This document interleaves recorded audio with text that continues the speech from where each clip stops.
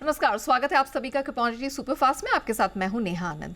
आज हम बात करने वाले हैं वर्ल्ड गोल्ड काउंसिल की दूसरी तिमाही की गोल्ड रिपोर्ट की, और उस पर बात करने के लिए हमारे साथ वर्ल्ड गोल्ड काउंसिल इंडिया के सीईओ सचिन जैन साहब जुड़ चुके हैं। Mister Jain sir, good afternoon, बहुत स्वागत है आपका जी बिजनेस पे।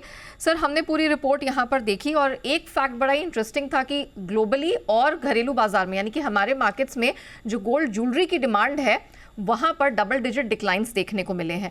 तो ये तो एक फैक्ट हो गया, और कहीं ना कहीं हम एक्सपेक्ट भी कर रहे थे, क्योंकि जब रिकॉर्ड स्तर पे कीमतें होती हैं तो कहीं ना कहीं हम देखते हैं कि फिजिकल डिमांड यहाँ फिजल आउट होती है। लेकिन इंडिया में जो बहुत इंटरेस्टिंग चीज़ हुई इस बजट में पिछले हफ्ते, वो ये कि सरप्राइजिंगली हमने देखा कस्टम्स ड्यूटी में यहाँ पर बहुत बड़ा स्लैश हुआ है, 15% से घटाकर 6% कर दी गई है। और उसके बाद हमने कीमतों में एक बड़ा कट भी आता हुआ देखा, ऑलमोस्ट 6-7 हज़ार रुपए की यहाँ पर करेक्शन आई है। अब सर मुझे बताइए कि आने वाले क्वार्टर्स में या ये जो जितना महीने इस साल में बचे हैं, क्या एक्सपेक्ट करें? यहाँ से डिमांड में रिवाइवल देखने को मिलेगा? अब क्या उम्मीद दिख रही है? जी, पहले तो आपका बहुत बहुत धन्यवाद कि आपने मुझे अपने अपने प्रोग्राम में बुलाया। आई एम रियली थैंकफुल, और मेरे लिए ऑनर है और बहुत गर्व की बात है कि मैं आपसे अपना हमारे जो आंकड़े जो आपने बताए उनको थोड़ा इलैबोरेट कर पाऊँ आपके ऑडियंस के लिए। जी तो आपको थोड़ा सा मैं इसको डिटेल समझाना चाहूंगा, अगर आप मुझे मौका दें। जी तो आपने जरूर मेंशन करा कि ज्वेलरी में करीब हमने डबल डिजिट की एक गिरावट देखी है, मगर आप अगर ओवरऑल देखें कि हुआ क्या है हमारे देश में, तो ब्रॉडली स्पीकिंग करीब 149.60 टन की कंजम्पशन पिछले क्वार्टर में हमने देखी, जो करीब 4 से 5% लोअर है। लेकिन वैल्यू वाइज अगर आप देखें तो हम करीब 15% ऊपर गए पिछले सेम समय पिछले क्वार्टर से। सो करीब 93,850 करोड़ का बिजनेस गोल्ड का डिमांड एक रहा, राइट? वो एक इंपॉर्टेंट चीज है।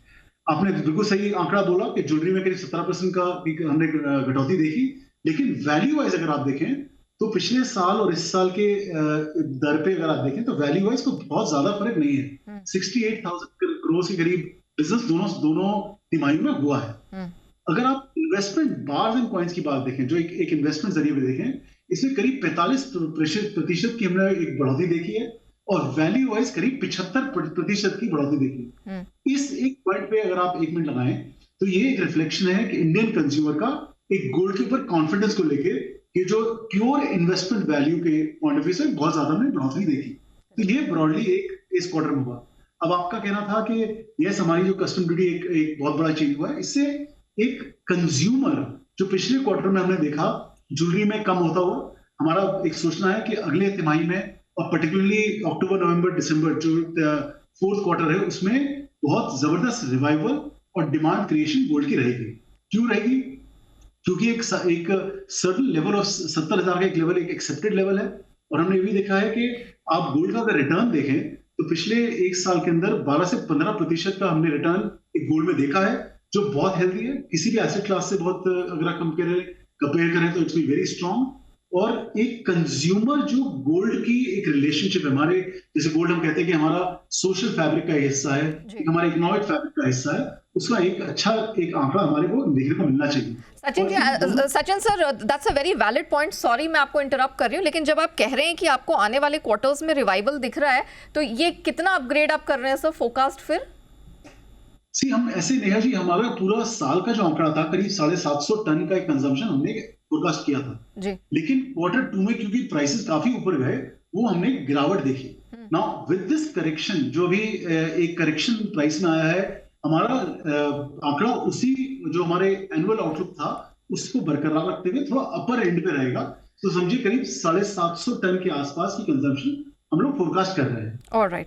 अच्छा सर, मुझे ये बताइए कि यहाँ पर काफ़ी डिबेट था कस्टम्स ड्यूटी को लेके। एक बड़ा कारण इसके पीछे था क्योंकि स्मगलिंग के इश्यूज बताए जा रहे थे। अब जब ड्यूटी में इतना बड़ा कट लिया है, आपको लगता है भारत जैसे देश में, जो कि दुनिया के सबसे बड़े गोल्ड कंज्यूमर्स में से आ जाता है, ये स्मगलिंग वाला issue will be taken care of?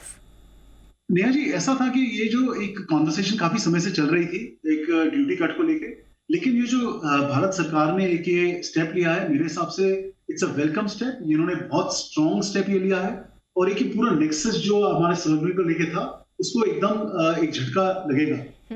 उसके लिए होगा क्या? होगा ये कि एक प्रॉपर इंपोर्ट बढ़ेंगे, एक प्रॉपर एक जो गोल्ड इंडस्ट्री जीडीपी को कंट्रीब्यूट करती है उसका रियल नंबर आएगा, कितनी हम लोग एक एम्प्लॉयमेंट करते हैं, कितनी वैल्यू जनरेशन करते हैं, वो सामने आएगा।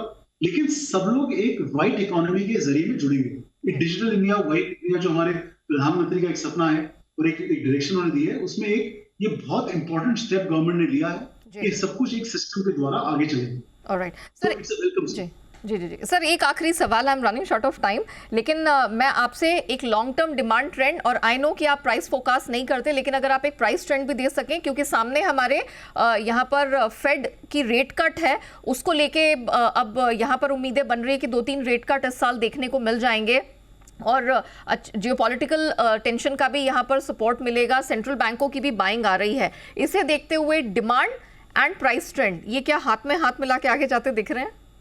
बिल्कुल जाते आके दिखेंगे नेहा जी। अगर आप देखें, दो चीजें ऐसा बोलना चाहूंगा। आपने बिल्कुल मेंशन किया कि जियोपॉलिटिकल सिचुएशन एक इंपॉर्टेंट जरिया था, सेंट्रल बैंक की बाइंग एक इंपॉर्टेंट जरिया था, जिसकी वजह से प्राइस इम्पैक्ट पॉजिटिवली आ रहा था गोल्ड पे।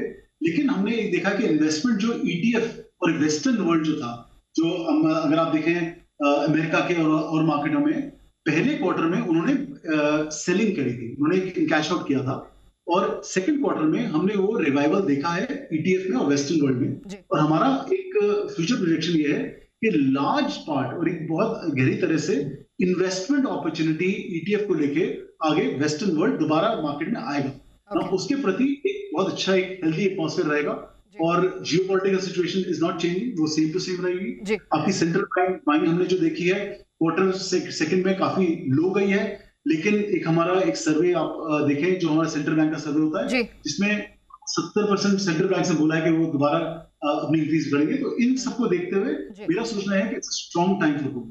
All right, Mr. Jain, it was a pleasure speaking with you. Thank you so much हमें बताने के लिए कि what to expect ahead in terms of demand and price going forward. Thank you so much sir, हमसे बात करने के लिए। चलिए इसी के साथ शो को हम यहीं रैप अप करते हैं, लेकिन बने रहिएगा जी बिजनेस के साथ। ब्रेक के उस पार लेकर आएंगे न्यूज़ लाइव। नमस्कार।